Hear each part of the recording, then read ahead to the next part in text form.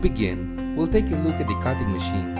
Its primary function is to cut a copper-clad sheet into the size specified by the customer. Once the material is prepared, the next step is the inner treatment process. This stage includes several crucial steps, such as inner coating, exposure development, inner etching, film removal, and other related processes. Once the film is removed, the inner layer treatment process is complete, and we move on to the next stage. At this point, we use advanced AOI equipment to perform through detection and ensure the quality of the product. The following step involves a process known as growing. During this stage, a rough metal layer is formed on the inner copper surface to improve adhesion. Moving on, let's discuss the underpressing stage.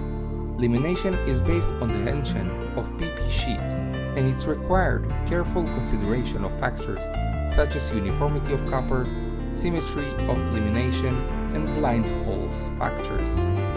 It's worth noting that bending can significantly impact the performance of the PCB. Next up is drilling process. The purpose of the drilling process is to generate through holes based on different layers of the circuit board.